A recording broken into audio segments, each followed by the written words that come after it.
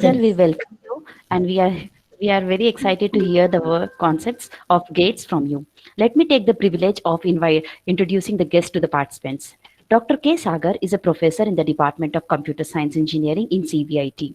He has vast experience of more than 23 years in teaching. Under his supervision, presently 8 scholars are pursuing their PhDs.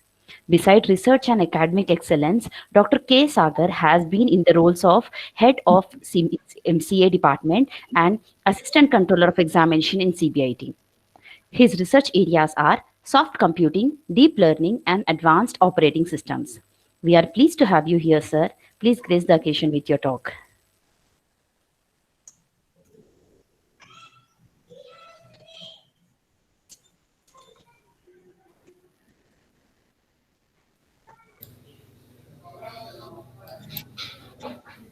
Sir, you can start the talk.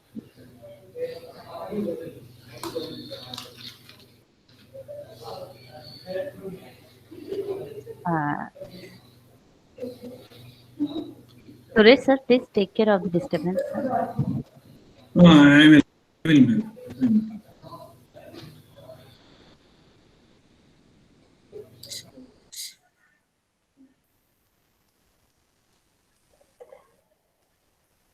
Sir is offline. I think he'll join us quickly.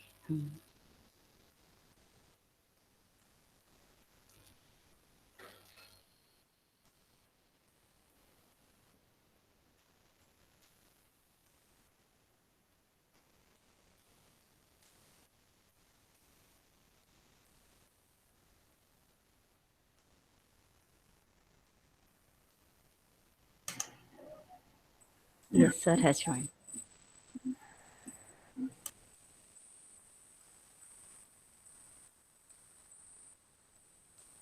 Sir, it's not audible, sir.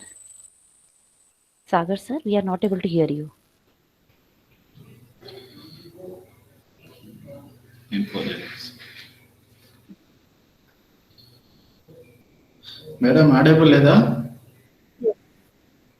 Sir, No, sir. sir, they can. Yes, sir. Yeah, I think just now he spoke. Me voice clear ఉంది sir. అక్కడ he left the meeting again. There is some technical problem. He'll find out an update. Will join again.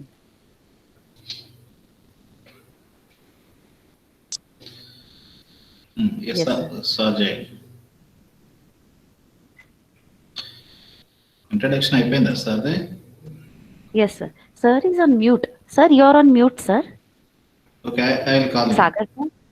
నేను Yeah, I will call Sagar, him. sir is on mute. He can hear me, sir. Yes, it's sir. It's working now. Okay. Again. It's again muted. Muted, huh? Okay. Sagar Sir, sir. you're on mute. Sagar sir. Sir mute లో ఉన్నారు. You are on mute. Mute లో ఉన్నారు Sagar sir. Unmute చేసుకోండి. I think he might be calling you or Suresh, sir. Disturbance వస్తుంది sir voice. Okay అంటే మా Sir, దగ్గర ఇప్పుడు clear ఉంది. Mamata madam, Yes, sir. just inform to the participant, just Yes. put the mic all of them. Yes, sir. Suresh, sir, you can mute everyone. Suresh, sir, you can mute everyone. Yes madam, yes madam. Yeah. Sagar, sir, you are audible, sir.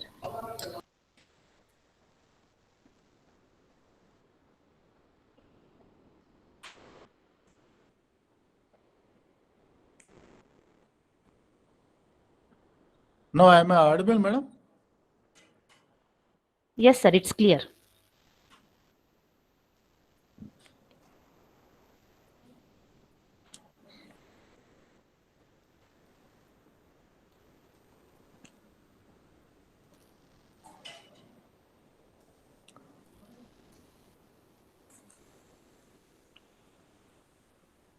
Hello. Yes, sir. Is it You can audible? start. Yes, sir, it's Yeah. clear. Yes, we are able to hear you properly. Okay, madam.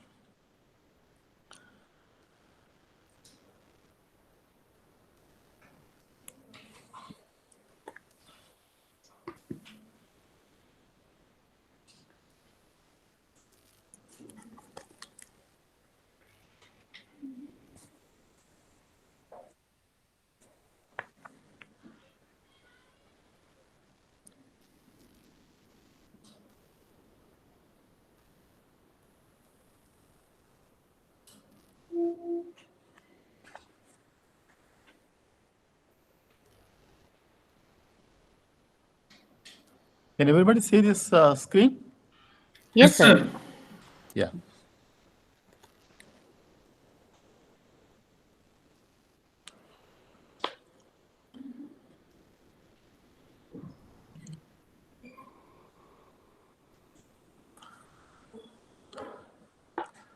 Good morning to all of you.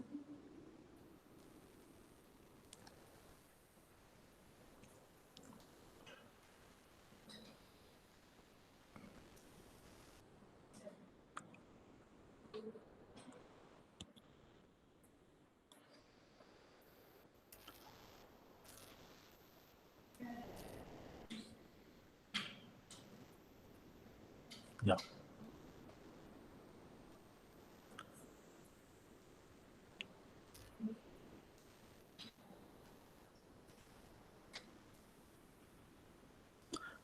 Shall I start, madam?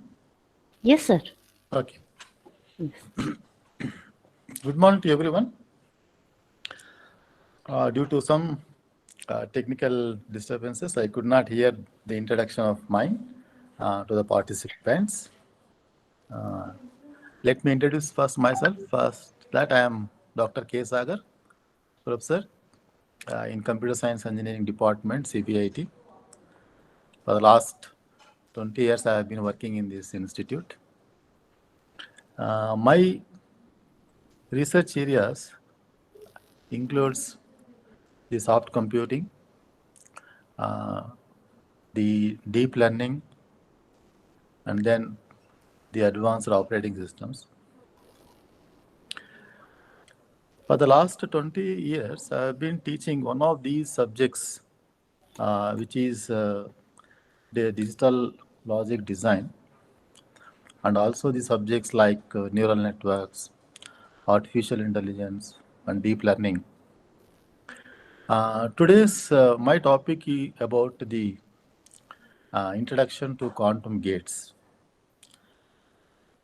And I thought the topics which I have covered in my regular classes on the classical computers,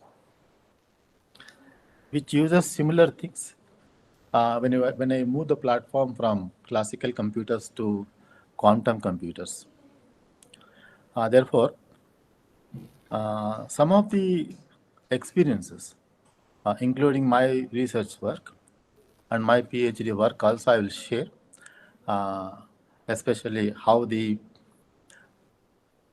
computing, especially when it is not possible in a polynomial time with the classical computers.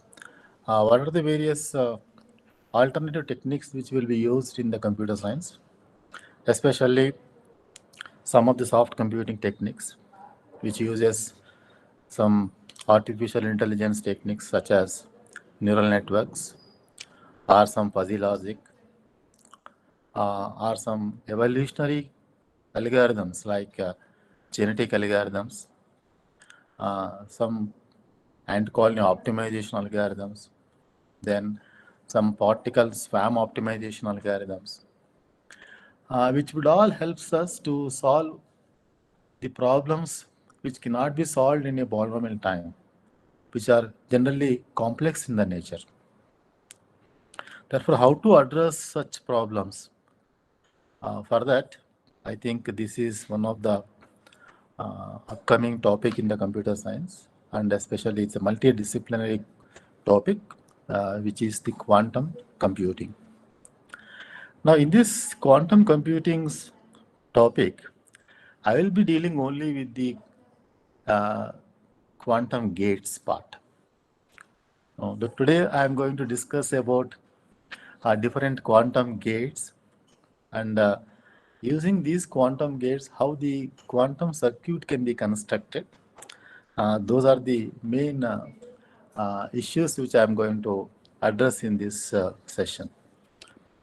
Now, before moving to this quantum gates, first of all, one should understand, one should have the idea about what is a gate and how the gate works in a classical computing scenario. Since most of our participants, I think I heard from the coordinator, are from different domains, especially non-mathematics domain. Sometimes somebody, even non-computer science domains.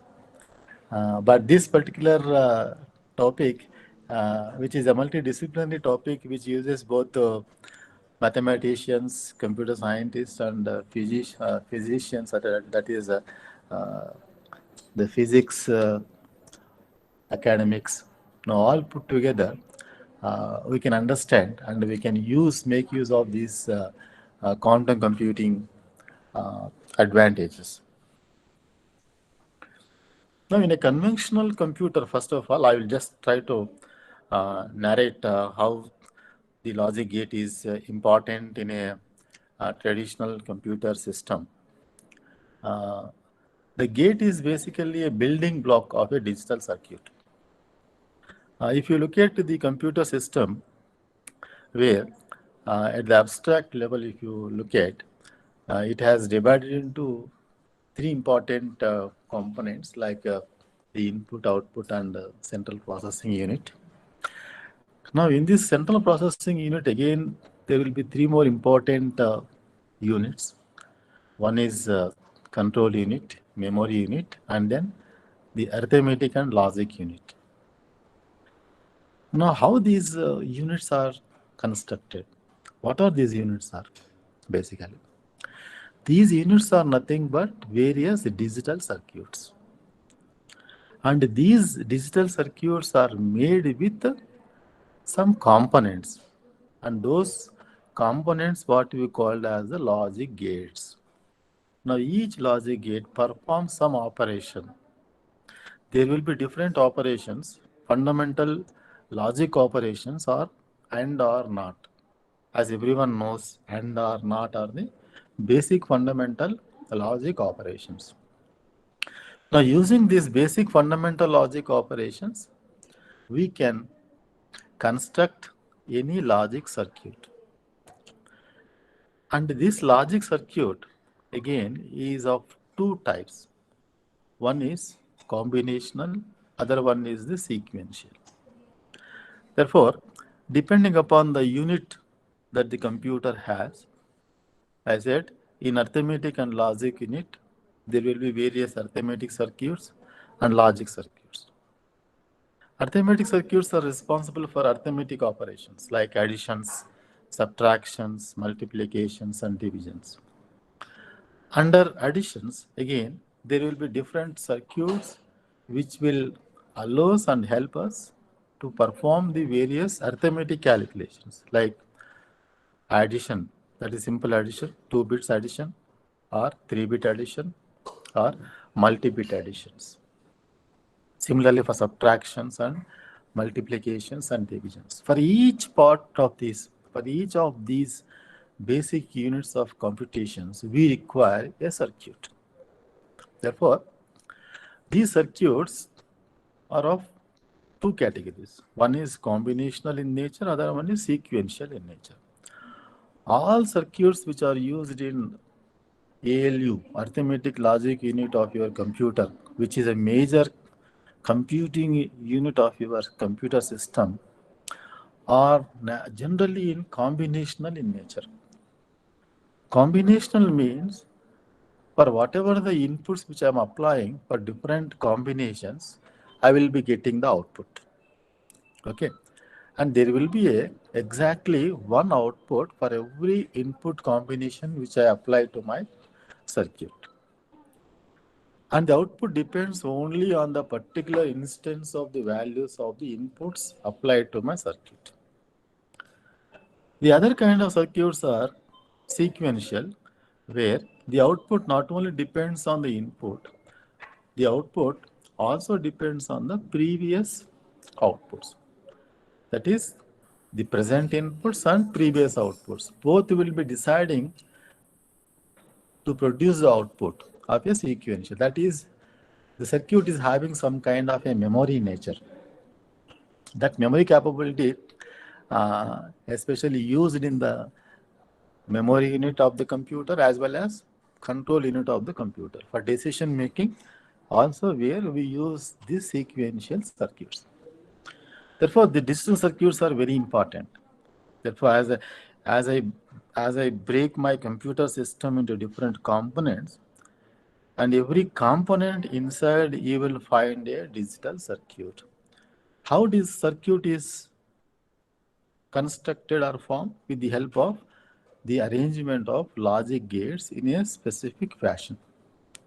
Therefore, how do I arrange these logic gates is very important. How do I design my circuit is very important in the design of any computer system. Therefore, the gate is a basic building block. Therefore, once you understand the concept of a gate, then with regard to the classical computer, we can understand the similar concept of gates used in the quantum computers. Therefore, first I will introduce various standard gates which are used in the classical computer. Okay. Then I will move on to the quantum computer gates. Okay.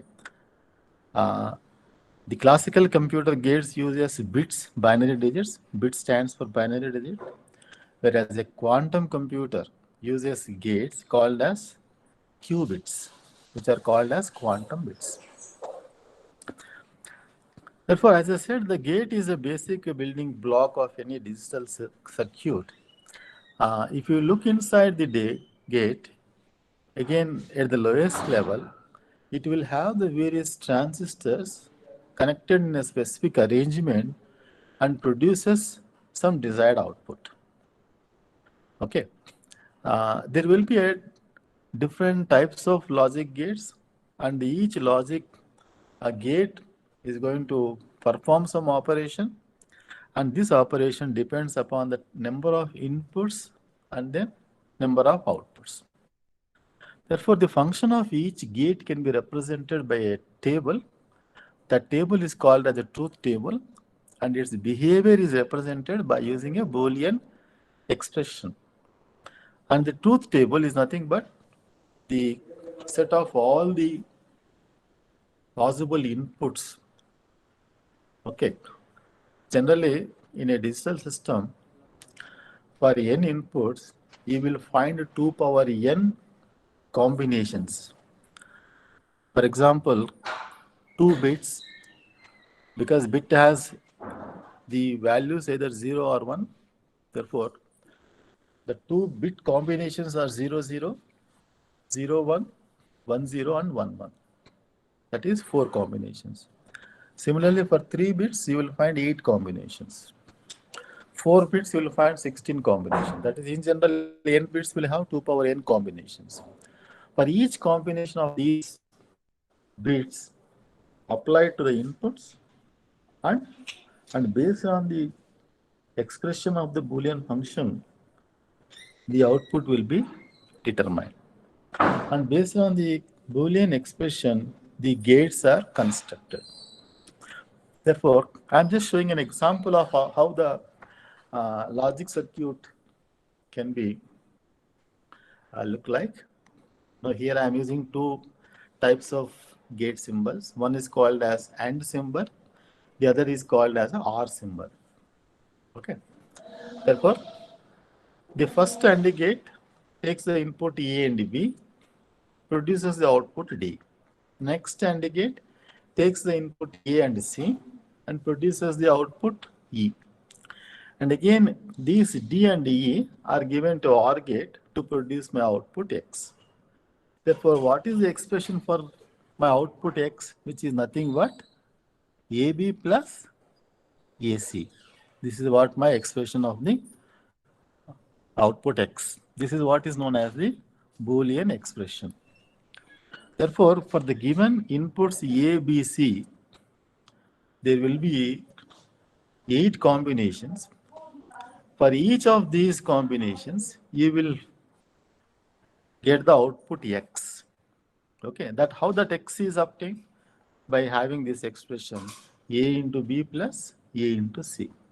This is how the expression X is obtained. Therefore, the truth table of this particular circuit consists of the inputs A, B, C, output X, and all exploring all the possibilities of the inputs and producing the output. There are different logic gates are there. Okay. Using those logic gates, you can obtain different logic circuits. Okay, but basically and or not are the basic logic, fundamental logic gates. Using those gates, we can construct any kind of a logic circuit. To understand how the logic circuit is constructed, I am just giving a description of my requirement uh, to add the binary numbers. For example, I want to add two binary numbers. For the two binary numbers will have either the combination of 0, 0, 0, 1, 1, 0, and 1, 1. As you know, when you add 0 plus 0, output is always 0. 0 plus 1 gives you output 1. 1 plus 0 gives you output 1. 1 plus 1 will give you the sum value 0 and carry value will be 1. And based on this functionality of this, the addition of two binary digits. This is how, because the inputs are x and y, two inputs x and y, four combinations, and when I add these two binary digits, you will get two outputs, sum and carry. For first case 0, 0, sum is 0, carry 0. For the second case 0, 1, sum is 1, carry 0. For third case 1, 0, sum is 1 and carry will be 0. For last case 1, 1, sum is 0, carry is 1. Now once the truth table is obtained, okay, then we have to find the expressions for the sum and carry. Therefore, for finding these expressions by using this truth table, there are various techniques are there in the digital logic design. One is called as a map method. There will be one more method called as tabulation method, or we can use a conventional Boolean algebra set of postulates to determine the Boolean expression from the given truth table. Therefore, I just use the simple any technique here. Okay, any of the techniques, because it is simply carry will be the expression of x and y only, but whereas the sum is x exclusive or y. And using any of these Boolean algebra technique or map technique or tabulation technique, you can find the expression for these outputs. Therefore, I'm just trying to explain you about how a logic circuit is constructed, especially an arithmetic logic circuit is constructed at the lowest level. At the lowest level is only adding two binary digits. Therefore, when I add two binary digits, you will get two outputs, sum and carry. And once the truth table is formulated with all the possibilities of my inputs, the sum and carry are determined. From this, I will find the expression for sum and carry. For finding the expressions, you may use a Boolean algebra rules or map method, Karnaugh method, map method, or tabulation method. Because I'm not going into details of these methods, but finally we will get the expressions for sum and carry. Therefore, once the expression for sum is x exclusive of y, and whereas carry for the expression is x into y. And once this circuit is drawn with these operators, okay, that circuit is what is known as a logic circuit or a logic diagram or a digital circuit. For this particular type of circuit, it is named as a half adder. Okay, therefore, this is my logic circuit, which has two types of logic gates I use. One is AND gate, other one is the exclusive OR gate. Okay, because when I apply x into y to the exclusive OR gate, you will get the output is sum, and when I apply the x and y inputs to the AND gate, I will get the carry. Therefore, this is what is my basic logic circuit with a simple adding of two binary digits. Therefore, the two binary digits are x and y. If I add x, if I want to add x and y, I need this half adder circuit. It will give me the output sum and carry. This is how a logic circuit in a conventional or a classical computer, a logic circuit is constructed with this different logic gates. Now here I mentioned AND and exclusive OR. And here I'm instead of exclusive OR, we are using a basic fundamental logic gates. I said there will be three fundamental logic operations, AND or NOT. From this AND or NOT, we can construct any logic circuit. That is here. The first one is R symbol.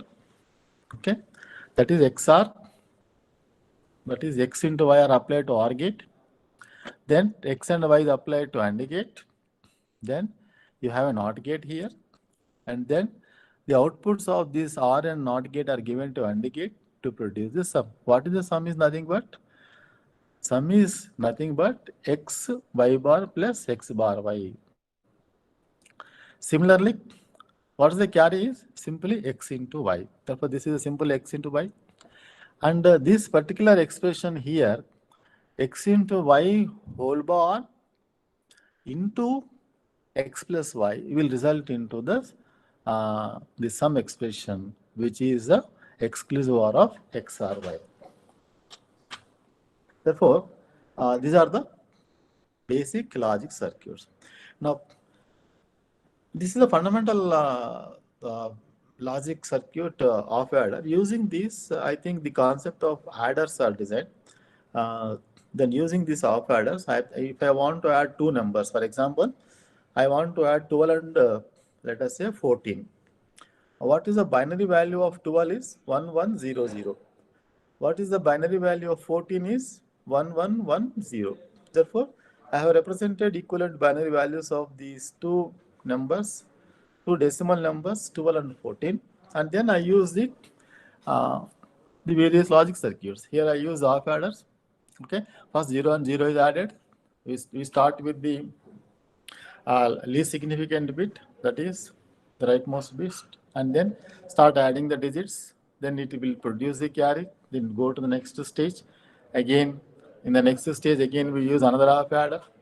Okay, like that. In the subsequent stages where you have to add 3 bits, therefore the 3 bits will be added by using another version of the adder called as a full adder. So this is how the numbers will be added. Okay. Therefore, the two basic logic circuits, one as I said half adder, other one is the full adder.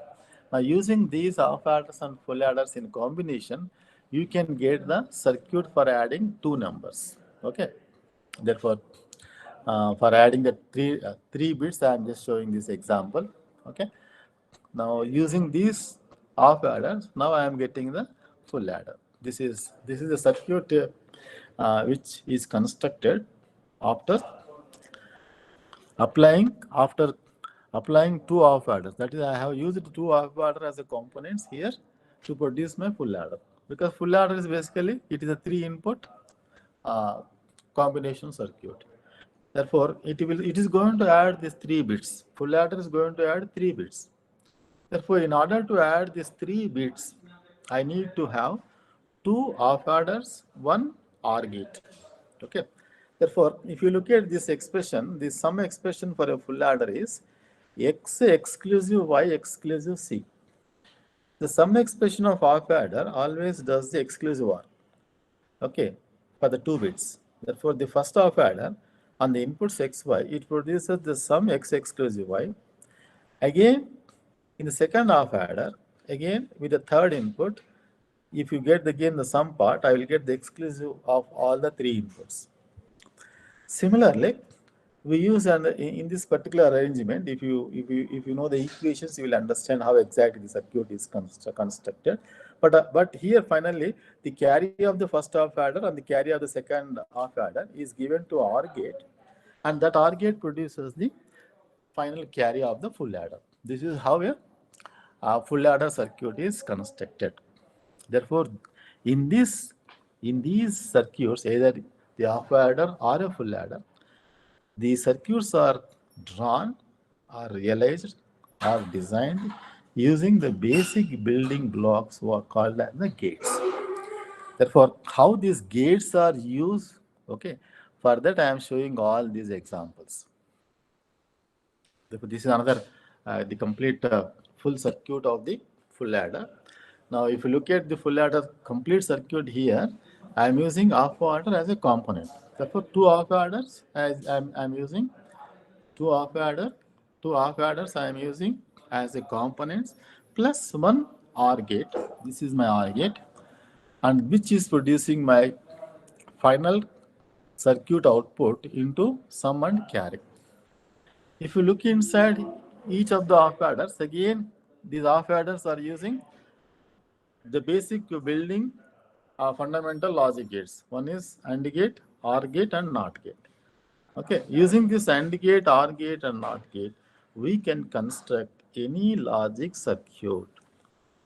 Because why I am reiterating this AND gate, OR gate, and NOT gate, same gates in the quantum computer, I am going to represent with a different notations and with a different symbols and with a different expressions. Therefore, before going to understand how the quantum gate is constructed, one has to understand how the gate is represented in a classical computer. Then once you understand the gate and its corresponding, its operation, its function, so that you can appreciate and you can equivalently understand the importance of the quantum bits and how the quantum bits will be realized in your quantum computer. Therefore, this is the brief introduction of in a digital circuit, how a digital circuit is constructed as part of the design of my computer system. If I want to construct my central processing unit of my computer, which has various circuits, out of various circuits, this full adder is also one circuit.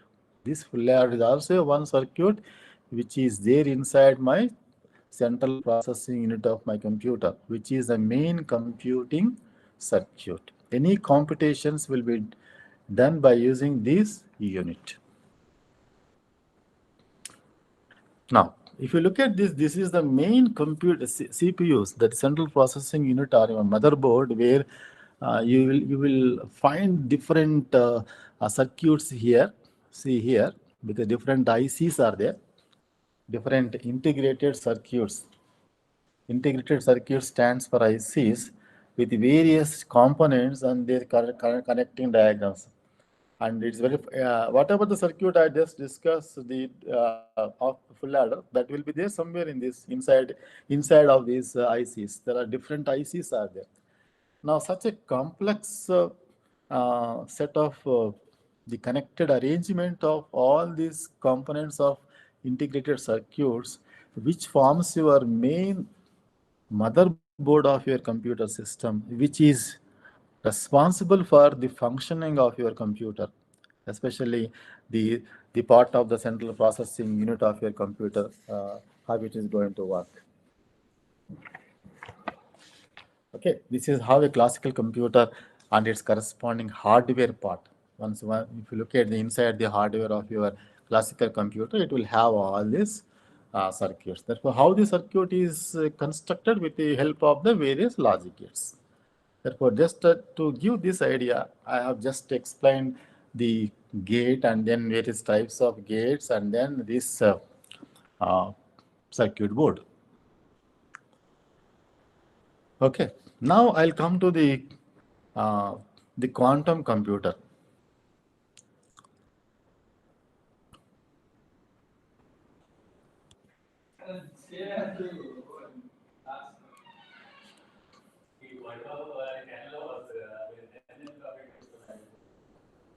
Yeah.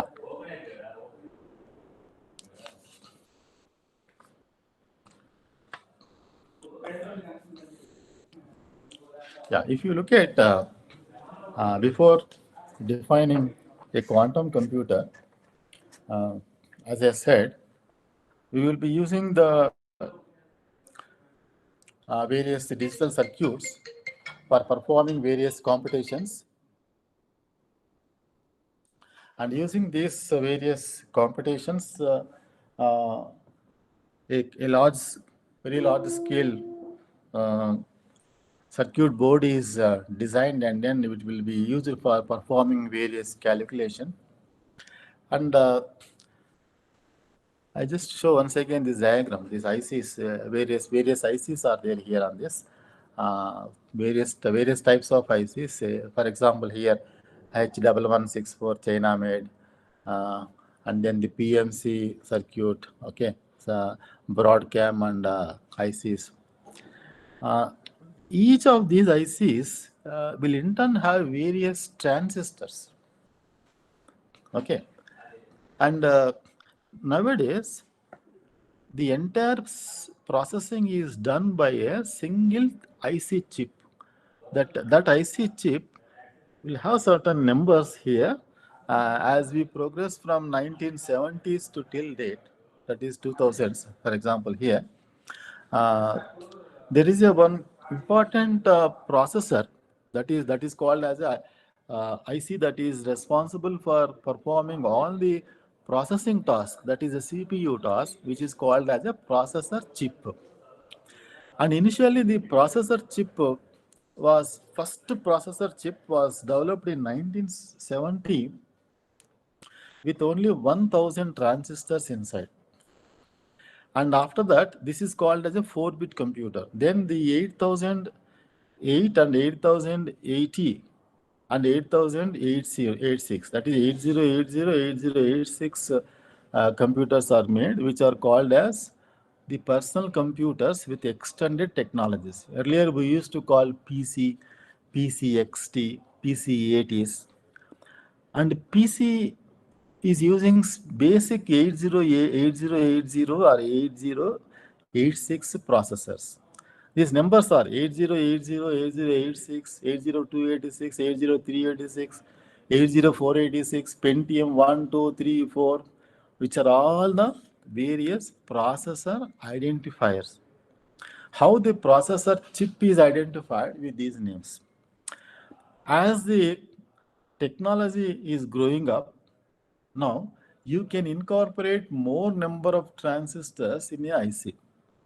Therefore, if I incorporate more number of transistors with the scale of integration, we have small scale of integration, we have medium scale of integration, we have a large scale of integration, then we have very large scale of integration.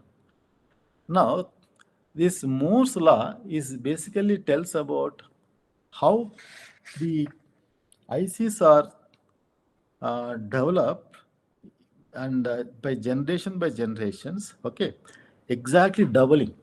That is, once I said the previous generation 8080 to 8086, exactly the number of transistors have doubled. From 8086 to 286, it is 10,000 to 1 lakh. From 1 lakh to 10 lakhs, 10 lakhs to 1 crore, 1 crores to 10 crores, 10 crores to 100 crores. Now, current Pentium or even current technology is using a dual core processors. That is, the dual core processors are using all these Pentium 4 processors. Okay, many of the Pentium 4 processors, but all these processors are created with a very large scale integration of having crores of millions of transistors which are performing the given computation. But one of the drawback of this, even though we have today's computer systems having multi-core capabilities, but still, if I want to have a search for a particular record, for a set of million records which are unsorted, when the data is unsorted, it will take a lot of time. But whereas this particular approach is giving a lot of such time, to avoid this, we are going for a quantum computers. Therefore, the classical computers, what we have seen, starting with the PCs, XTs, PCs, advanced technologies to dual core computers, even though with the advancement of Moore's law, even then, it cannot solve certain problems. It cannot solve the problems which are not polynomial in time. The solutions are not solved in a polynomial time. Sometimes some real world problems cannot be solved using the classical computers. Okay, therefore, uh, to reduce this such time or to improve these different combinatorial problems which cannot be solved in a degree of polynomial time, where we are going to a quantum computers. Therefore, quantum computers is again, it is a machine performs the calculations, but based on the quantum mechanics. The classical computer was developed using simple classical mechanics, whereas quantum computer is going to perform various calculations based on the quantum mechanics. Therefore, which is basically the behavior of particles, how a subatomic level and where the electron spins at the negative level to positive level, ground level to exciting level, and based on all the combinations. Because there are three important things is I think most of the speakers have taught about. The superposition and entanglement is one of the two important concepts in quantum computing, where my information will be processed as in the form of a physical quantity. Therefore, the quantum computer is a machine uses the quantum mechanics to perform the calculations. As I said, in the classical computer, we use the bits and logic gates, but in quantum computers, we use the quantum bits, which are called as the qubits, and the gates are called as the quantum gates. Therefore, our focus of the present today's session on the quantum gates and again quantum circuits. Already we discussed already logic gates and logic circuits in a classical computer environment. Similar things we will discuss on the quantum computers. Therefore, the major companies like IBM, Google, and Microsoft, they have started developing their own implementations of the qubit and then the quantum gates. Therefore, how the qubit is implemented? Because bit is only a symbol 0 and 1, whereas the qubit will have the various states in addition to 0 and 1, because the superposition of the 0 and 1 into results into various values of the states. But how that will be implemented in the form of a physical device? Therefore, for that we need to have our own implementation mechanism that will be adopted by every company, like Microsoft using its own technology, and IBM and Google are using. And most of the languages, including Python, is implementing the quantum computer language, okay, and where the basic realization of these gates are explained and the circuits are also constructed, and based on that, some synthesis of the circuits are made using these quantum gates. This is how a quantum computer looks like, because I'm just trying to show a figure where the quantum mechanics, how the various in various orbits, how these particular electrons are moving. Okay, and based on this, we are explaining the superposition of states where we have multiple states. From this, you are deciding which state will be 0 and which state will be 1, and for that we will be using different notations. In all of these, the representation of data is very important here. As I said, in quantum computers, we are going to use quantum bit here is a unit of representation, the quantum bits.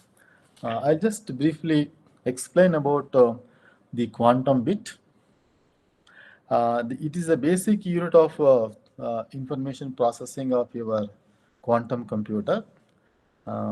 As you know, the bit earlier in the classical computer will have 0 and 1. In the same manner, okay, the basic unit of information is in quantum computer is called as a qubit, which is a quantum bit. Okay, like a binary digit or a bit, qubit also is going to have states. Okay, and there will be different states that particular qubit is going to have. Look at this. In quantum theory, an object enclosing is in a Dirac notation, okay, that is used to represent the state or a vector, that is 0 or 1. You just look at this particular notation. A bit of data is represented a single atom that is in one of the two states, 0 or 1 state. Therefore, 0 or 1 state will be represented, okay, in the qubit notation as in the form of a state vector notation. Okay, this is the notation we use. A single bit of this form is known as a qubit. Therefore, if you remove this vertical symbol and greater than symbol in between 0 and 1, it will be a simple binary digit. If I enclose these brackets, okay, if I enclose this bracket notation, okay, then it is called as a qubit. This is a very simple way of understanding how the qubit will be identified. Here the small diagram is shown to differentiate between the classical bit and the quantum bit. The classical bit will have either 0 or 1. Therefore, I said 2 bits means you will have 8 combinations. You will have 0, 0, 0, 1, 1, 0, 1, 1. And then 3 bits will have 8 combinations. Okay. Therefore, similar way, the qubits also. Qubits also will have 2 power n possible states.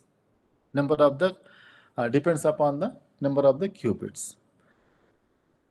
Okay, and here the diagram shown here to differentiate the notation of the representation, how a different states of the binary bit combinations is different from the different bit combinations of the 2 bits. That is, if you can see that some orientation of this particular figure, because a small the object which is showing the red color and white color, which indicates the part of 0 and 1, okay, and how this is represented, that is physically how it looks, how it is going to look like by having some orientation.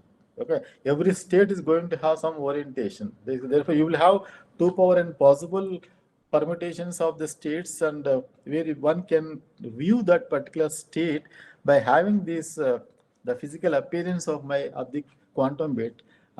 This is basically what we call as a block sphere notations for identifying the particular qubit and state and its corresponding the positions. Therefore, a physical implementation of the qubit use the 2 energy levels of the atom. That is, I think it is some of the quantum physics notations. An exciting state represents the 1 state, and the ground state represents the 0 state. As you see in these diagrams, that is the electron which is at the outer orbit. Okay, outer orbit, it is excited. In the inner orbit, inside the inner orbit, it is not excited. It is in the 0 state and 1 state. Based on this concept, the 0 state and 1 state can be defined using this. The notations are very important. Please try to concentrate on this, because if you understand this, then the rest of this will be easy to understand. Here it shows how a qubit is different from the ordinary bit. Okay, generally a bit in an ordinary computer can use the state 0 and 1 state, but in a qubit exists in the state 0 or 1, but it can also exist in what is called a superposition state. And this is a state that is a linear combination of the states 0 and 1. And we are labeling this superposition state as a psi, the symbol psi in the bracket notation, which is equal to alpha 0 state plus alpha 1 0 state and alpha 2 1 state.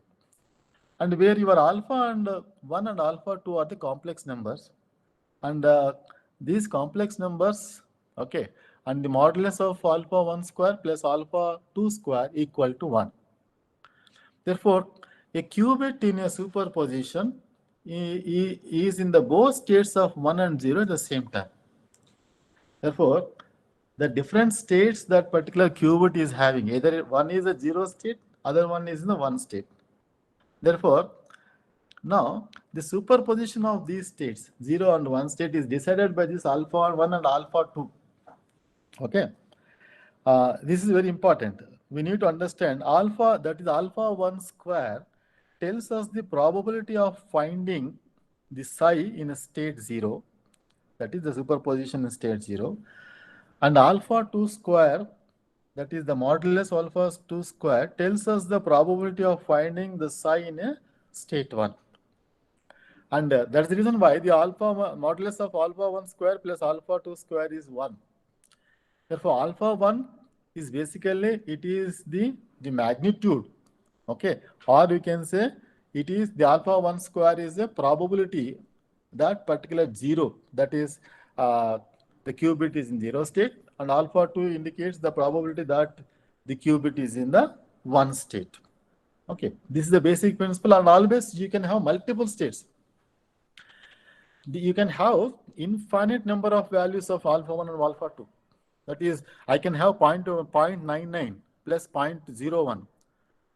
0.99 is a magnitude, or you can say the probability where the 0.99 is to find the 0 in the 0 state in the qubit, and 0.01 is the state in the 1 state.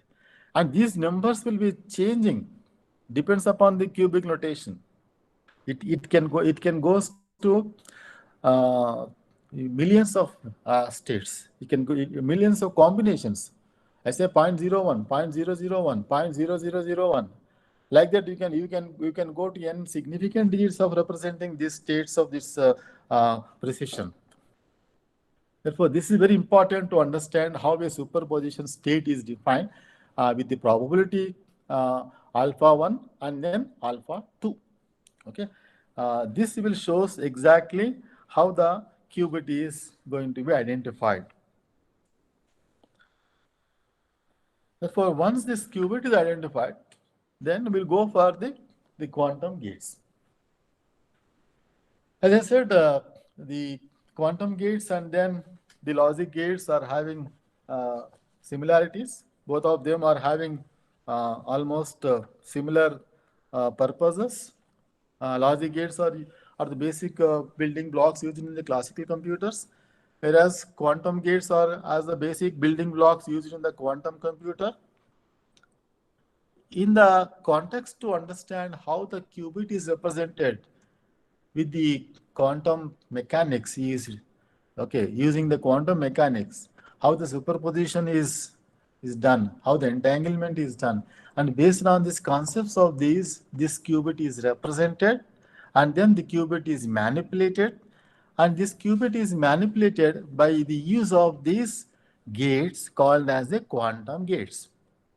Therefore, classical gates manipulates only few bits at a time, whereas the quantum gates manipulate various qubits. I said depends upon the size of the qubits. We have the gates for single qubit. We have the gates for 2-bit qubits. We have gates for the 3-bit qubits. We have gates for the n-bit qubits. But all these gates are going to have one unique property, that these will have the identity, okay, which is always represented with the unitary matrices. And most of the quantum gates are going to follow the reversibility. One of the important feature of the quantum gates is the reversibility, meaning it is from the obtained output, we must be able to predict the input. Generally, from the given inputs, we will find the outputs. But given the output, is it possible to find the corresponding input? Is it what is known as the reversibility concept? But using these quantum gates, this reversibility can be achieved, which are always which are always represented with the unitary matrices. Now, how these will be represented by the unitary matrices, we will see in these subsequent slides. Therefore, the quantum logic gate is a basic quantum circuit, is a basic element of a quantum circuit operating on a small number of the qubits.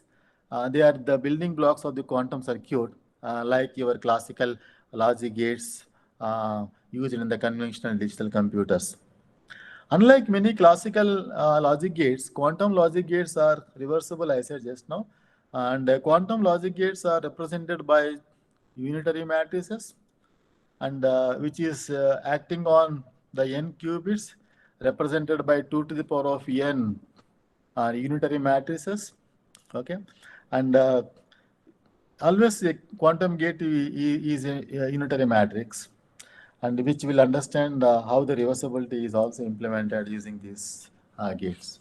This is a block diagram of a circuit represented. As I said, any circuit is the logical arrangement of these gates. That is, connected arrangement of these logic gates from inputs to outputs.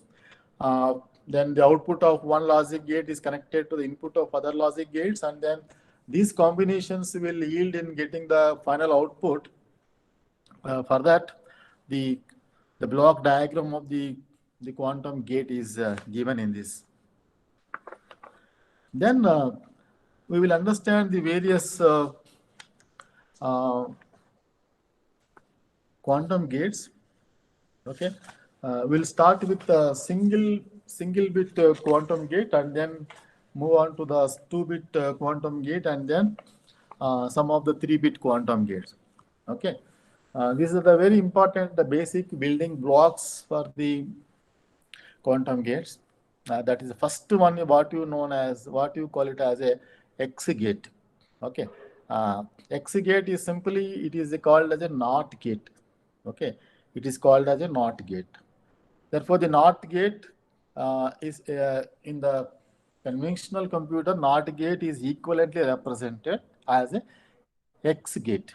Okay, and these have different variations of this NOT gate. Based on the directions it is going to perform.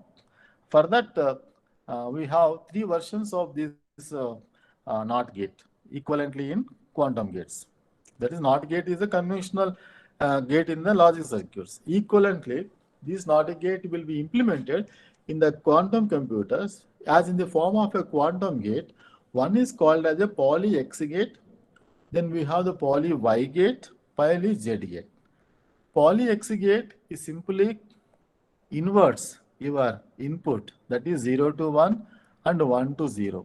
Poly Z gate, it also does the same job, but it adds a sign, that is a minus sign to the output. And then the Y gate is a combination of both X gate and then Z gate. What X gate does, it just flips the inputs, 0 to 1, 1 to 0. Z gate adds a sign to that, and then both capability you will find in the Y gate. That is called as a poly Y gate. Therefore, first you will understand what is poly X gate. Therefore, the poly X gate is circuit representation. Always, every quantum gate is represented in a small square, and we are denoting a letter indicating the type of the gate. That is capital X, which indicates it is a X gate. Okay, and what it is going to does this in the Dirac notation, the input 0, the state 0 is converted into state 1. Similarly, the input 1 is converted into state 1 to state 0. Therefore, as you know, the matrix representation of 0 is 1 0, and the matrix representation of 1 is 0 1. And we use a transformation matrix for this X gate as 0 1 1 0. 0 capital X is equal to 0 1 1 0. This is the transformation matrix. Therefore, when I apply the input on this transformation matrix, I will get my output. Now, for example, I am applying the input 0, that is qubit 0. What is qubit 0 in the matrix representation? 1 0. Therefore, the corresponding transformation matrix is 0 1 1 0. Therefore, the 2 by 2 matrix is another important thing to understand in the quantum gate is each quantum gate will have 2 power n states. That is, single bit quantum gate will have 2 states. 2 bit will have 4 states. Like that, each of the single qubit gate will have 2 by 2 matrix for this transformation. For a 2-bit quantum gate, you will have exactly 4 by 4 matrix for its transformation. Similarly, for 3-bit quantum bits, the gate requires a transformation matrix of size 8 by 8. Similarly, for n bit, it will have a matrix of having n by n transformations, n by n, dimension of n by n. Therefore, when I apply, I'm just applying the input. Just look at the circuit here. For this block, for this gate block X, I'm applying my input to 0. What is 0? Qubit 0 indicates 1, 0. Therefore, when I apply this input 0, means that when it passes through this gate, it gets multiplied to the transformation matrix, that is 0, 1, 1, 0. Therefore, this transformation matrix 0, 1, 1, 0 is multiplied with this 1, 0. Therefore, a simple matrix multiplication, 2 by 2 matrix is a 2 by 2, 1 matrix. 0 into 1 plus 1 into 0, first one. 1 into 1 plus 0 into 0, you will get 0, 1. Therefore, what is the 0, 1? 0, 1 is the notation of the qubit 1. Therefore, when I apply the input qubit 0, you will get the output qubit 1. This is what is known as a NOT. This is what is known as a X gate.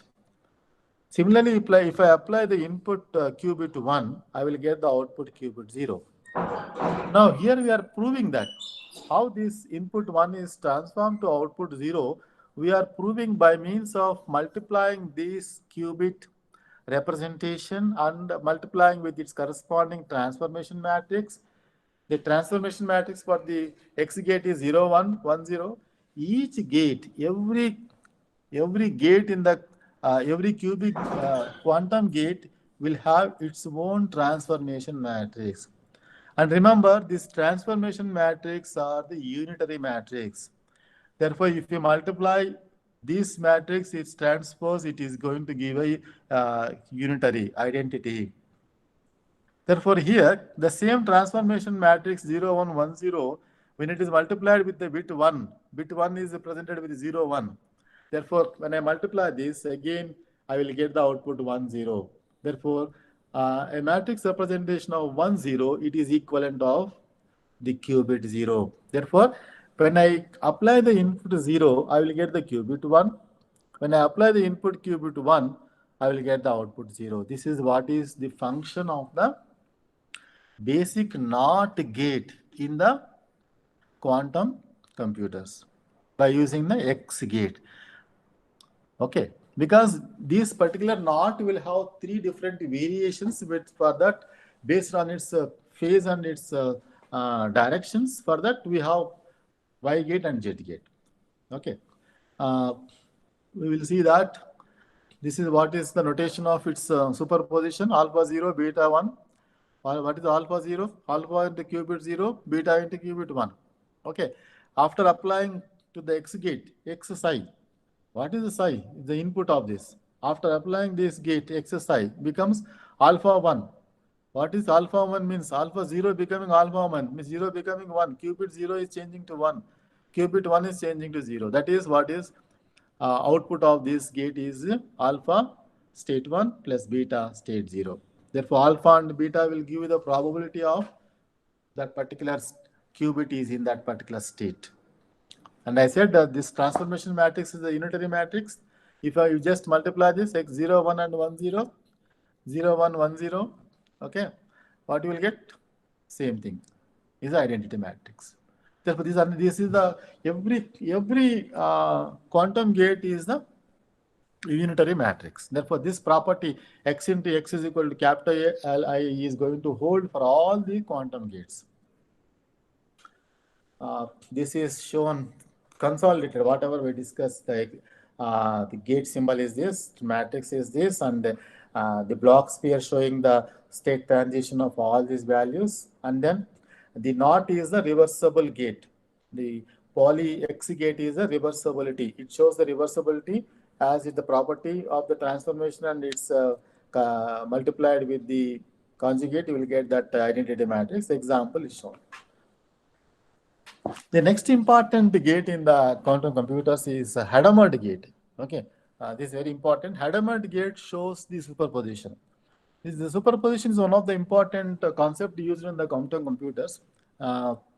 Already we have just given in the previous example the psi is a state of a superposition where you will find alpha into bit 0 state plus beta into bit 1 state, and where alpha square plus beta square is equal to 1, where alpha square indicates the probability of finding in the 0 state and beta square indicates the probability of 1 state.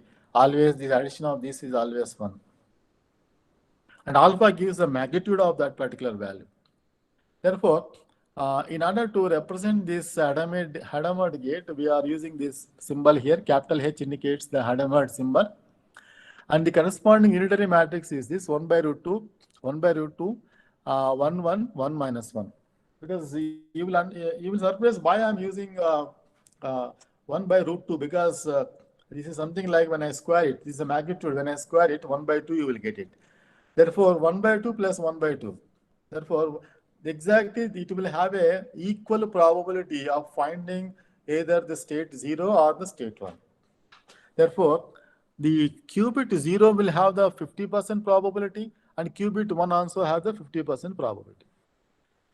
What is this importance of this Hadamard gate is when I apply my input 0, I will get the output is this 1 by root 2, 0 plus 1.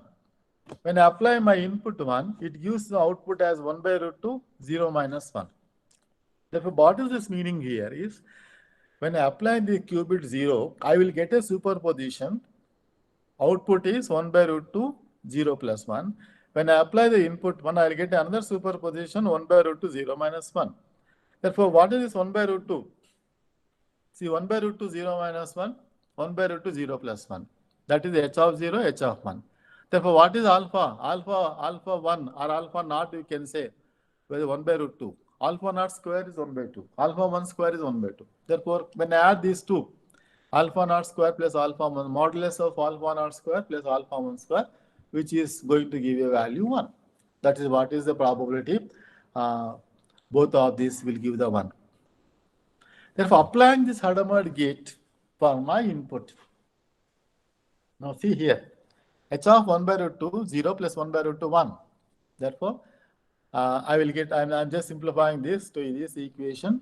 And finally, when I give my input h of 1 by root 2, 0 plus 1 by root 2, 1, give 0 state, minus will give the 1 state.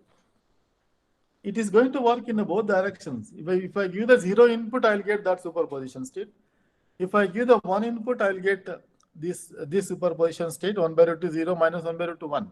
Similarly, the input is given, you will get that output. Okay, this is one of the important feature of the Hadamard gate. Therefore, we can use this combination of Hadamard gates, 2 Hadamard gates in sequence. I can use to get back my the original input. Or sometimes some of the NOT gate you can realize using 2 Hadamard gates. I am just putting in the order by in addition to that one of the other sign gate. Therefore, this is what the both states of the Hadamard gate. Okay, the 2 states are 1 by root 2, 0 plus 1, 1 by root 2, 0 minus 1.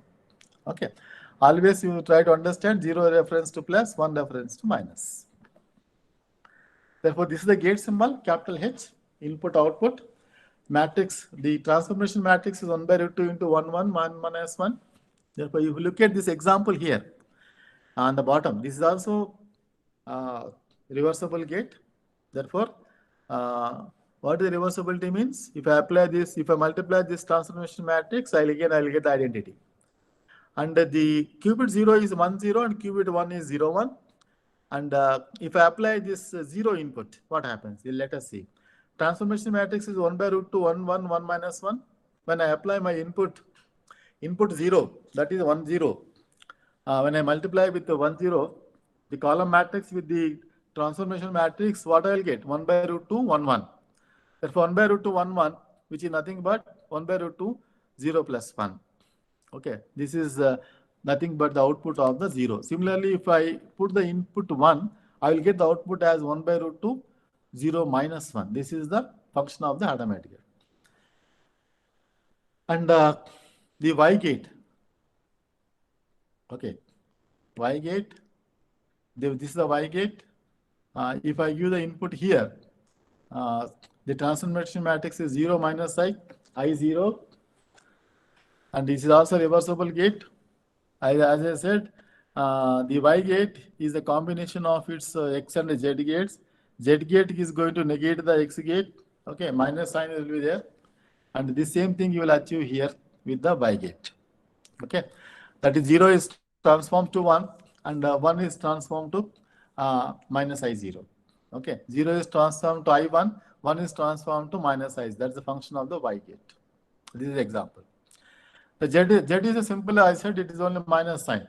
That is between X and Z gate, the only difference is X is changes, it flips the input from 0 to 1 or 1 to 0. But Z gate, it does the just this change of its sign. Okay, that is, for example, if you see here, with the corresponding transformation matrix 1, 0, 0 minus 1 multiplied with a 0, I will get a bit 1. Similarly, if I apply 1, you will get a bit 0. But with the output is the negative sign. Then, based on this, another two more gates are defined, S and T gates, okay, which are from the poly Z gate. Okay, they are basically used for rotation of the Z axis in the in the plane by 90 degrees and 45 degrees. Okay, and these are the corresponding transformation matrices. All these S and T matrices are also unique, that is single qubit gates. And what is more important is to use the 2-qubit gate. That is, under the classical example of the 2-qubit gate is what is known as the control NOT gate. Control NOT gate is called as C0 gate. C0 gate is something like it is a conditionally perform the NOT operation. That is, conditional means it will check the first input. If the first input is 0, it does nothing. If the first input is 1, it does the NOT operation. That is, it will perform the NOT operation. If the first input is 0, it will not do anything. That is, it will not perform any NOT operation. The input will be same as output. 0, 0 is same as 0, 0. 0, 0 means what? 0 is the first qubit. Second qubit is also 0. If the first input is 0, the output is same. Remains same, 0, 0. 0, 1 is also same as 0, 1. Since the first bit is 0. Therefore, 1 will be same, outputted as same 1. Then the next combination 1, 0. 1, 0 means the first bit is 1. Therefore, when control bit is 1, if control bit is true, if control bit is true, then you perform the NOT operation. Therefore, when I perform the NOT operation, 0 becomes 1. 1, 0 becomes 1, 1. Similarly, 1, 1 becomes 1, 0. 1 is the first bit, control bit is 1. When the first bit, control bit is 1, next bit will be flipped at the output. Next bit will be complemented at the output. 1, 0 will become 1, 1. 1, 1 will become 1, 0. This is the very important gate used in C0 gate. Most of the quantum circuits will be constructed by properly changing these C0 gate. That is, we are just configuring and we are just making some changes in the connection of the C0 gates to produce the outcome of the quantum circuit. Therefore, the notation is very, very different here.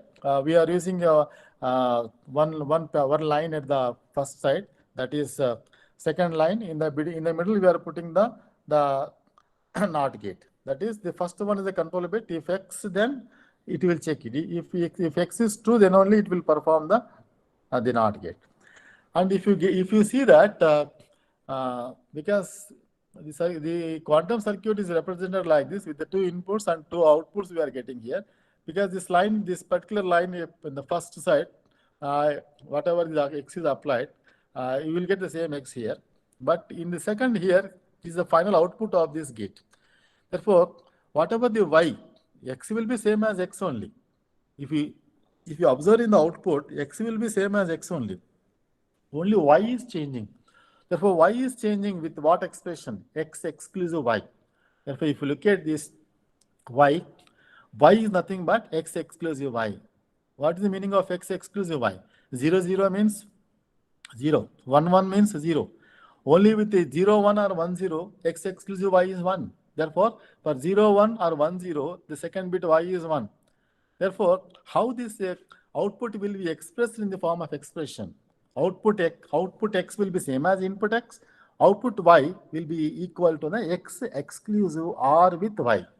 Therefore, x exclusive or with y will give you the second output bit of your qubit. Therefore, this is a very important gate. Later in your programming assignments and in the hands-on experiments, you can see the implementations of this controlled NOT gate. This is the example, very important. This is, I said, for any 2 qubit gate, the corresponding transformation matrix will be 4 by 4 matrix. And this is the 4 by 4 matrix, and circuit representation is this. And we will generate the corresponding examples of this CNOT gate. Therefore, if I give the 0, 0, 1 is the control bit 0, A will be same as A only. If I give the 1, the second qubit A will be complemented at the output. Okay, this is the implementation example of this, because it will have the 4 states 0, 0, 0, 1, 1, 0, 1, 1. Therefore, if the input of the CNOT gate is 0, 0, output will be 0, 0, same. 0, 1 means same, because the first control bit is 0. If the control bit is 1 only, then it will change the second qubit. Therefore, 1, 0 becomes 1, 1. 1, 0 means second control bit is 0, it's changing to 1. 1, 1 means second control bit is 1, it's changing to 0. This is the corresponding notation of the CNOT gate. There will be a third type of the gate called as a Toffoli gate, that is called as a, it will have 2 control bits. It is basically a 3 qubit gate. Therefore, the qubit gate which has 3 inputs. In these 3 inputs, 1, 2 inputs are the control inputs. The third one is your input qubit. Okay, and you will find the output based on the 2 input controls. The 2 input controls are x and y, and the corresponding input qubit, you will find the output. Therefore, it is an extended version of the CNOT gate. Toffoli gate has a NOT operation depending on the 2 control bits. That is, if x is true and y is true, then only z will be complemented. Otherwise, z will not be complemented. Okay, that is the meaning of the CC0 gate. CC0 means what is double controlled the NOT gate. Okay, we are controlling the NOT gate with the 2 controls. When x is true and y is true, then only z will be complemented. Otherwise, it will not change anything at the output. Therefore, this is when I said a 3 input gate, that is for a quantum gate of 3 input, that is 3 qubit gate. Whenever it is a 3 qubit gate, the transformation matrix is 2 by 3 by 2 by 3, 8 by 8. Okay, but here the darkened symbols shows the NOT operation, and this plus symbol shows the NOT gate, that is X gate. Okay, that is X gate is nothing but the NOT operation. That is 2 controlled NOT. Therefore, if you see this, A is be same as A only, B will be same as B only. Input A will be same as output A only. B again same, but input C will become output as A into B exclusive C. A into B exclusive means when A and B are 2 controls are true, then only the C will be complemented. As a result, you will get AB exclusive C as a part of the C expression. Therefore, this is a notation of a 3 input qubit quantum gate. There will be another gate called as a Fredkin gate. This is also a 3 input gate. What this 3 input gate does is it is going to swap the two qubits, that is qubit 1 and qubit 2 will be swapped with the control qubit x. Control qubit is x, whereas y and z are the 2 qubits. Therefore, whenever the control qubit is 1, x is 1, y and z are going to be swapped together. Therefore, y and Y and Z will be interchanged. Swapping means it interchanges. This is one of the interesting gates as applications of the your previous single and 2-bit qubits. And in a conventional logic design, there is a concept called as the universal gates. That is what the meaning of the universal means. The same type of gate can be used to realize any basic fundamental logic operation. Let us say AND or NOT as are the fundamental logic operations. Using this, we can use a single type of a gate, like NAND gate. I can use a single type of a gate to construct any kind of a logic operations. Therefore, the NAND and NOR are called as the universal logic gates. In a similar fashion, this whatever I said, the controlled the NOT gate, what is called as the universal gate here. That is what is Toffoli gate with a 2-input control of the NOT gate is going to act as a universal logic gate. Therefore, if I arrange this, the Toffoli gate with this input, I will get a NOT operation. When I arrange this in this form, I will get an AND gate. Therefore, the same Toffoli gate is behaving like the output NOT Z in one case, and in another case, it is outputting X and Y. Therefore, I am just changing only the input values. The input values X, Y with the third value 0 state, you will give the X and Y. If the inputs are 1, 1 and Z, you will get a NOT Z. Therefore, this Toffoli gate is just like working as a universal logic gate for changing, for producing any kind of the fundamental logic operations. This is what we have listed all the different quantum gates. We discussed poly X gate, poly Z gate, poly X gate, poly Z gate, only difference in the sign. Y gate is a combination of X and Z. X means it will flip the input, Z means it will change the sign. Hadamard will give the superposition, and we have the phase changing SP gates for the X gate, and the T gate for the another phase shift. And control NOT gate, C NOT gate we have seen, control Z gate we have seen, and CC NOT gate, Toffoli gate we have seen, and swap gate we have seen. That is the control with the exchange or swapping of the two quantum gates.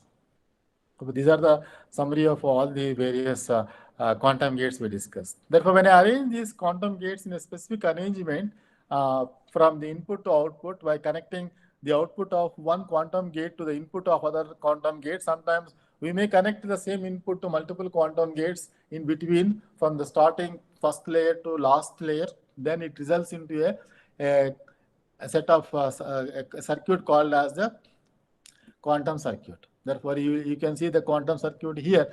I am using a Hadamard gate first line, and that in the second line I may be using another type of the gate or simple input.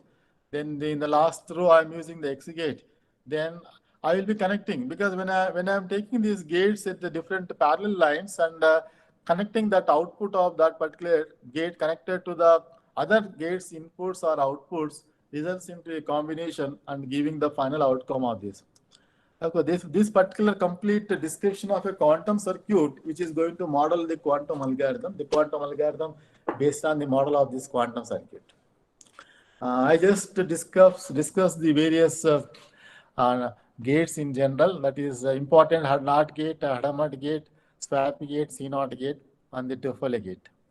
This is another same truth table, corresponding gate symbols, and then the corresponding the truth tables of these quantum gates. Okay, thank you very much for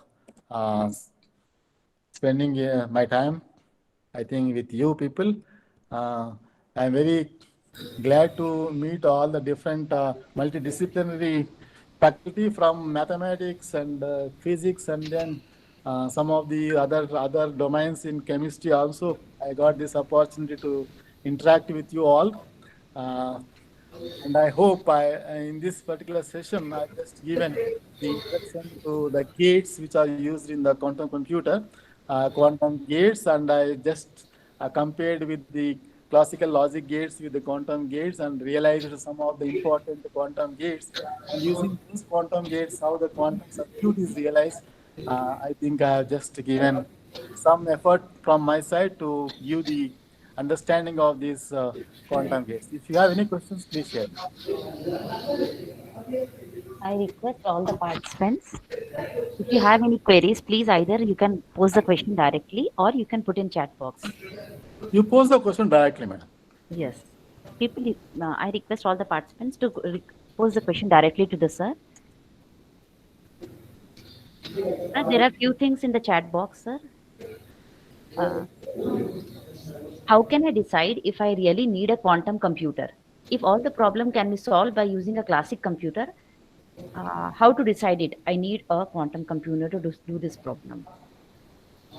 Can you repeat, madam, again? Can you repeat? The question is, how can I decide if I really need a quantum computer? Yeah. I just made in the beginning also. For any, suppose to decide any particular uh, computing machine or any programming, we need to understand whether that particular programming is possible on the computer or not. Which is based on your problem that I have selected. If the problem, for example, I will tell you a simple example. I wanted to share my project also, my PhD topic also, which is also similar in this nature. On the logic circuits, I have just developed some evolutionary algorithms for designing the logic circuits. And whatever the logic circuits are constructed using the standard techniques like the techniques used in the Boolean algebra or Karnaugh maps or in the McCluskey methods, which is not giving the optimal results. Therefore, what I am doing is I am going for applying some evolutionary algorithms like the concept of genetic algorithms, the concept of neural networks, the concept of the ant colony optimizations. All these problems will solve the given problem in a non-polynomial time, because certain problems are NP hard problems which cannot be solved deterministically using your conventional or a classical computer. Therefore, whenever the problem is in the nature of what you call the probability, or what is whenever the what you called, it is not precise, it is ambiguous. If it is something it is precise, I can use my conventional digital computer, because it is precisely, it will calculate the zeros and ones and gives the output.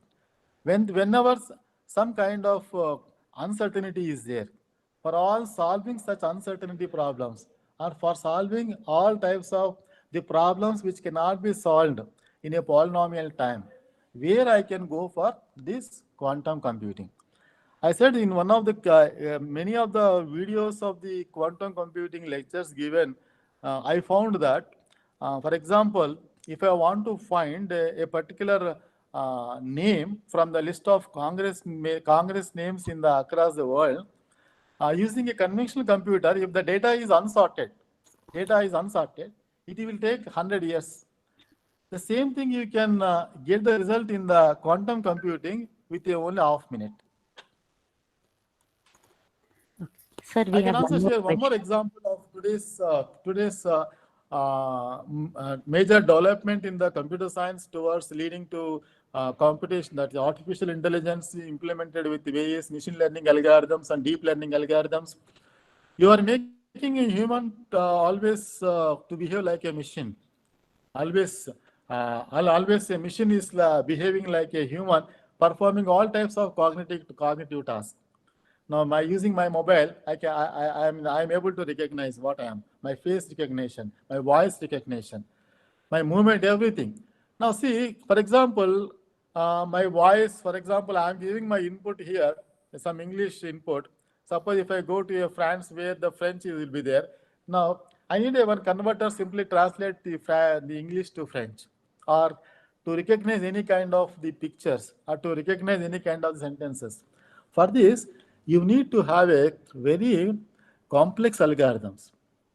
And these complex algorithms on a conventional computers, that is our digital computers, if I train the computer to model this, it will take hours. Even today, because we have been testing various training models of our systems using our digital computers.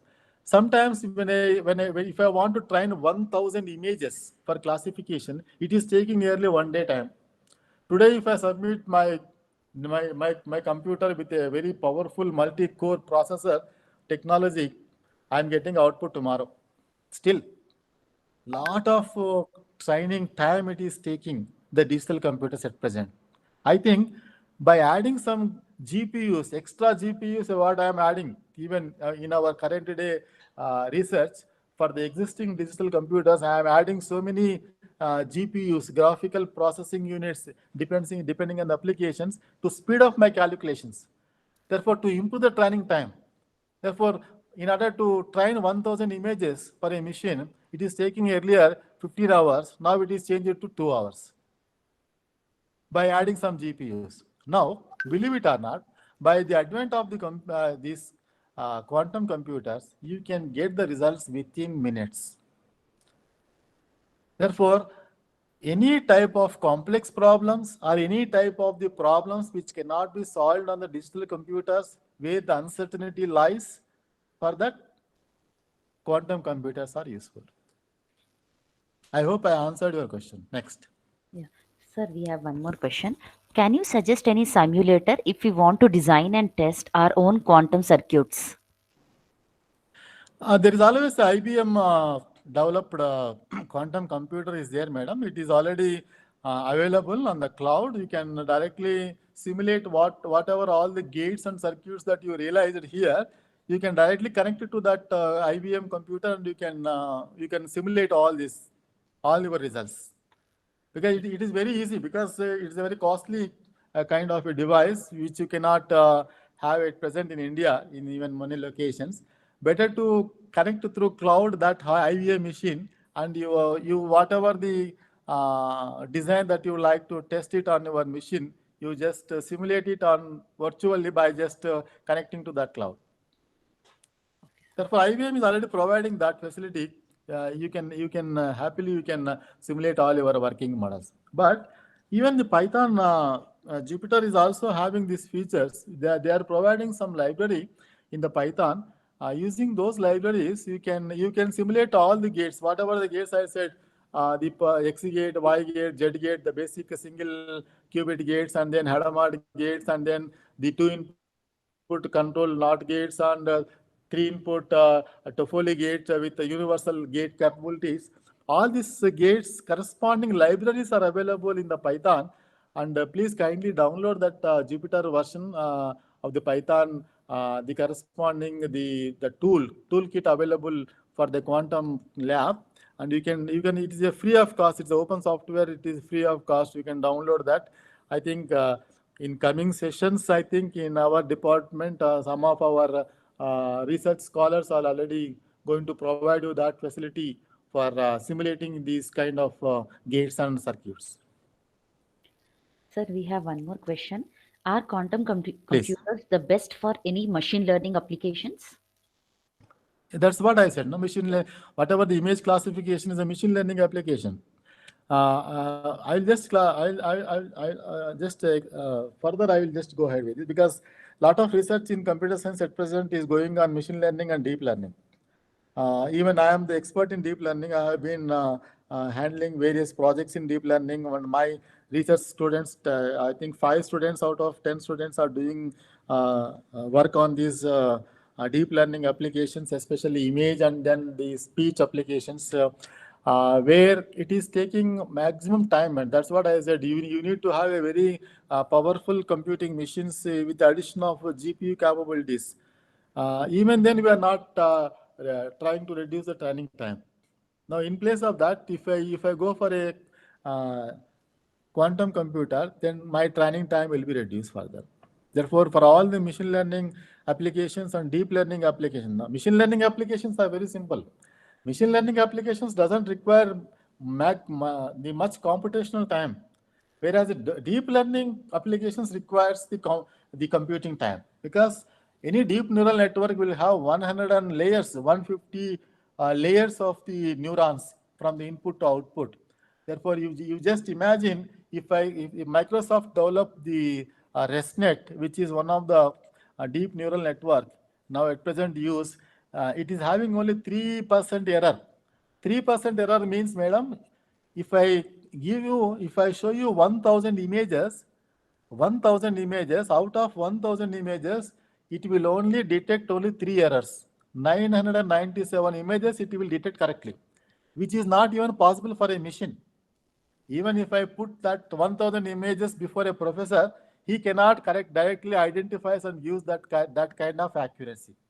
Whereas the 153 layers designed neural network, deep neural network developed by Microsoft is producing that 3% error, which is very significant. But to train such networks, it is taking maximum time for the development. Therefore, where in those applications we require quantum computing. Machine learning applications doesn't require your quantum computer. Your conventional digital computers are sufficient for it. I think for all the deep learning applications nowadays and for high performance computing, alternatively, we can think of going to the quantum computers. But it is a early learning stage for in India. Even the research is also very learning. People are not having the ideas. I just shared also this experience with your coordinator also. We are developing various soft computing models, especially various evolutionary algorithms we are developing. But still, after going through various research papers in abroad, I found even evolutionary computing algorithms are even can be executed in a much faster way in using the quantum computers. Nowadays, I think in future, I think they will be definitely will come even for our all the computers, all the mobiles also will have the capability of the quantum computing. Okay, sir. We are almost done with the things. Um, like, but, Mamta sir, madam, one minute. yes, sir. You want to go ahead? So thank you very much, Sagar sir. You are a proud alumni of CBIT. You have seen today you are a 360 degrees. See, professor with the 360 degrees angle. So really appreciate your lecture. You covered entire that is logical circuits to the quantum circuits and explained very nicely.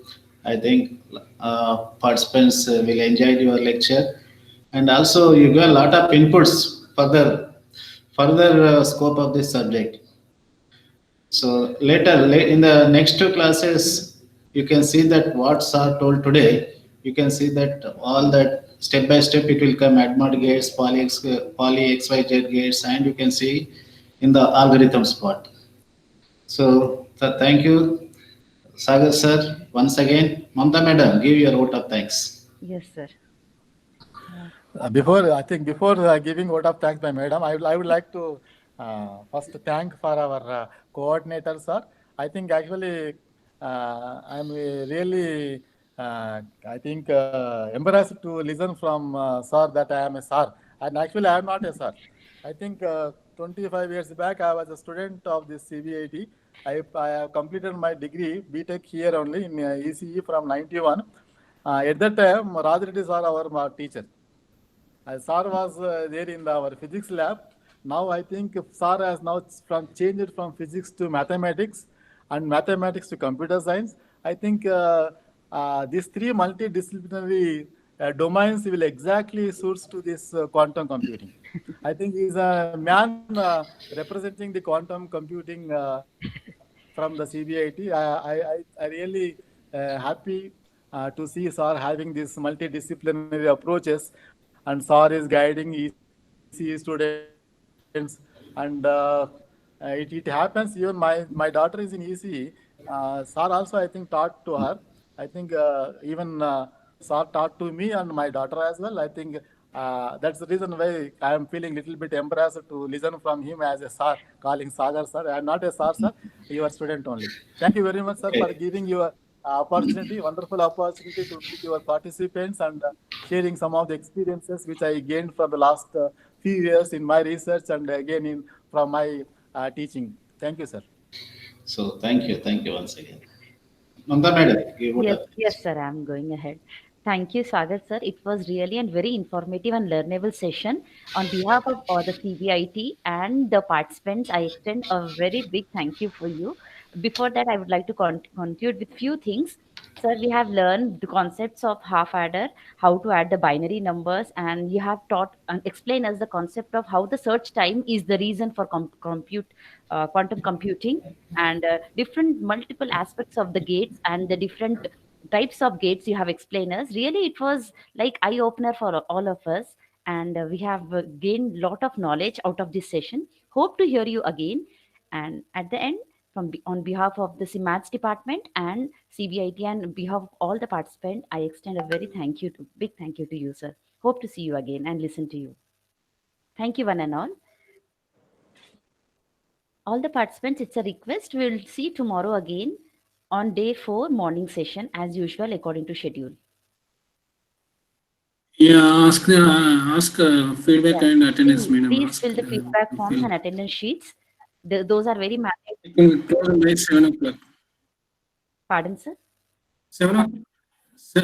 The feedbacks and attendance will be closed by 7 or Yeah, 7:30. there is a time limit for that. Please fill the feedback forms.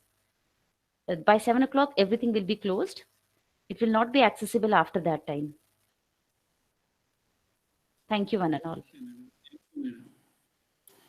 Thank you, madam. We can use that. Yes, sir. Yes, sir.